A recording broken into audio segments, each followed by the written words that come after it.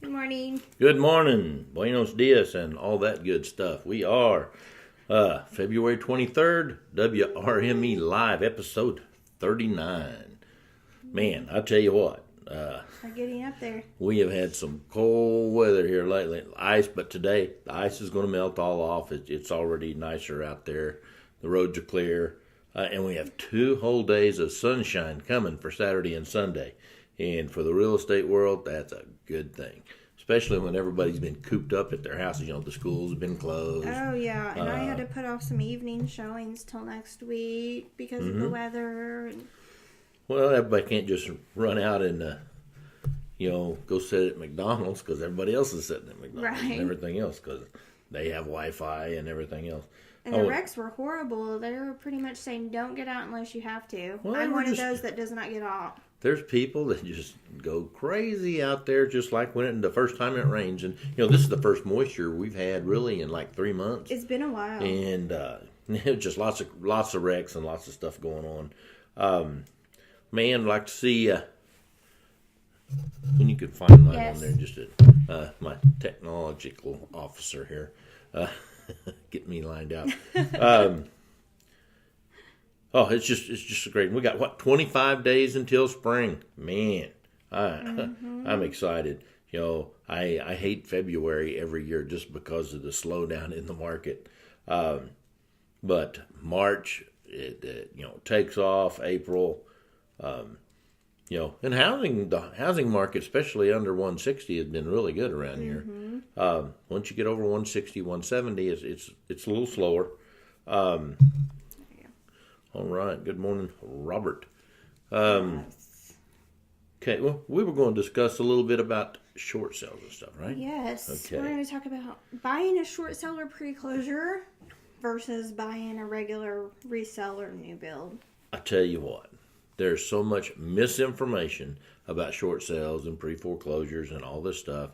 And there's so many websites that they put all this stuff out there that's not necessarily true, but not necessarily false. I mean, it's just kind of misleading. I guess it's just like most news media or anything Yeah. else. They got to write their own spin to sell whatever they're going to sell. It's very frustrating. We do a lot of short sales. We don't necessarily enjoy them. We do it to help the people out of a tough situation. But, I would say 99% of the buyers out there do not have the time or the tenacity to work through a short sale. Right. Okay, that's generally for investors and or particular cases. Say it's the house next door to yours that you've wanted for a long time, and you're going to be willing to wait for that. Whatever. There's got to be some special circumstances. You need time and you gotta have money. Most short sales, pre-foreclosures, you can't buy FHA, VA, USDA, It's tough, right? It's tough. You It gotta... can be done, but it's tough. And then, nobody's going to make a repair on a short sale. So if you No. go in and it's got to have $1,500 worth of repairs, well, if they had $1,500 to make repairs, they wouldn't be in foreclosure. Right. Or I'll have to and call you can him see back. yourself. Tell you what, there's so many retail houses out there that, and new houses where, some people say we're overbuilt on new houses, but Right. then the Home Builders Association and everybody else is saying we have a housing shortage, which we tend to do, but then we tend to don't. It's kind of crazy what everybody's saying out there.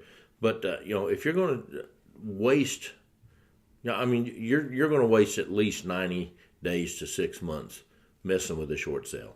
So, and most people just get tired of waiting.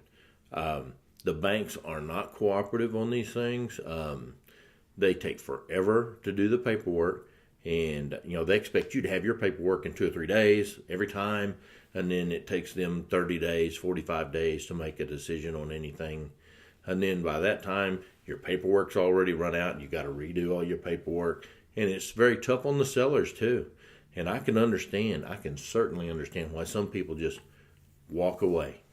Here's the Right. keys. I'm done. I mean, on the other side, I know people, you can get a bigger house. You can get more house going short sale pre-foreclosure. You just got to have the time and the money, because you're going to And have to the go patience. in. Yes, and patience. You're going to have to go in and make repairs after you buy it. You're going to have to do some stuff. It might need a new AC system. It might need a new roof. It might need just some basic And that's- repairs, and it might need It's all some on you. so you're gonna have to So have you a can't place do to an live FHA too. loan. No, you're gonna have a place to live too, because most of these aren't move-in ready. Right. As in your traditional resale or new builds are. You're going to have to do a conventional loan. That you can't go FHA or VA on I'd say 95% of these. Yeah, it's hard. Because you can't do any repairs before you're closed. It's just not near as clean and simple as they say it is on all these TV shows. And I think the average short sale right now is taking right at 120 business days, and that's up quite a bit. That's excluding. That doesn't even count holidays if holidays are thrown in there. Right. It's just crazy what it takes to buy one. There are just too many good deals on regular retail houses out there, either new market or Existing. good used homes. And if you're, let's say you are pre-approved for 130 or 100K, you can buy a decent house in that price range. Mm-hmm. You don't have to go short sale or foreclosure to get a house you want. I have a buyer under contract for under 100K on a nice little 3-bedroom house in Norman. Yeah, and in certain neighborhoods, it's just easier to get deals than others. A lot of it depends on where the schools are, how the schools are rated, stuff like that. I've had a couple of people that get a little bit irritated because they're on their CMA when we do a comparative market analysis on their property. It's not worth what they thought it was, but maybe their school has been downgraded, and that hurts the resale on the properties. And an appraiser. It doesn't make any difference what I say it's worth or what you think it's worth. The appraisers are going to rule on this, and the banks go by the appraisal, period. So we try to come up with the closest price that we think it will actually appraise for. And when you're doing a short sale, they're going to do several appraisals on that thing, and they're always going to come up higher than what you're willing to pay. Almost 9 times out of 10, at least. So, it's just not the best deal. Mm-mm. But if you have time and money, you can, Well, see, most people... But if you're just the average Joe like me, I don't have the time to do a house and pay Even to live as an somewhere investor, else. I get impatient. I'm not going to... that house is sitting vacant half the time, and that thing is going downhill slowly. And if you got to wait 6 or 9 months to get something through, there's so many things can happen. Right. The price you've offered, by the time it's ready to close, you're not willing to pay that anymore. Stuff happens to the house. It's just crazy. I would shy away from them. If you're thinking about buying and you're unsure, talk to a realtor, whether it's us or someone you know that you've been working with, Right. and see what's out there for you. And think about, buying a home can be stressful. Okay, selling a home can be stressful. That's what we're here to do, is help them make that as least stressful as possible. Right. But if it takes 30 to 45, maybe 60 days to do a traditional house, and the seller's having to keep the house cleaned up, and has to go down to McDonald's every time there's a showing or something, and all these things that disrupt your life. How long are you willing to let your life be disrupted through this whole process? Time is just too valuable. When you get my age, you'll really understand that. So. I already do. But also on the flip side, if you have a home and you're in a situation and you're not sure if you can make those mortgage payments, or you're to a point where you need to get out and you don't want to go foreclosure, call us. We are more than happy to help with a short sale. We know it's hard. Right.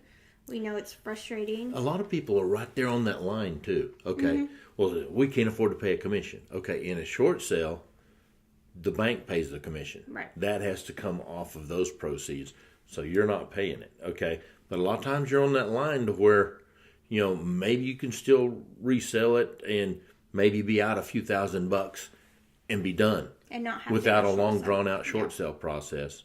So that's where we run the analysis, run the numbers. Because you just don't go to the bank saying, I want to do a short sell. You got to do paperwork, and the bank has to approve you to do a short sell. You have to send them your bank statements and all. Right. Everything so in the world. So we'll help you through that process, too. Mm-hmm.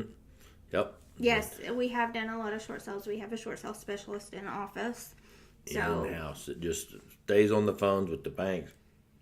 You'll hear her hollering at them sometimes. So pretty much you get two of us. You get the realtor and you get the short sale specialist to help you. All right. What else we got this week? We got some open houses this weekend. All right.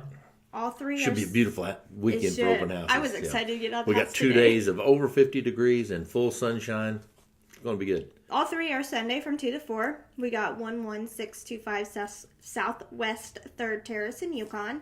We got 312 West Division Street in Union City and 1911 East Cottonwood here in Mustang. All right. So. Cottonwood's good house. And it's just had another price reduction on that one. So, newly remodeled, new carpet, new all that stuff. And if I remember right, I think the Yukon one is in Mustang School District. Yes, it is. On 3rd Terrace would be in Mustang School District. So. And, everybody goes, Mustang is just this big. It's 2 miles wide by 6 miles long. Uh-huh. That's 12 miles. Yeah, it does look funny on the map. Well, we have like a 67 or 69 square mile school district. I mean, it's huge. And a lot of people live outside that little rectangle. So, like me. Me, I do too. All right. Well, I'll tell you what, send us some emails. Give us a call, 405-445-7522. We are WRME live out of Central Oklahoma in Mustang. Go out and enjoy your weekend. Have a great time. Questions? Hit us Post up. them down. All right? Bye. Bye.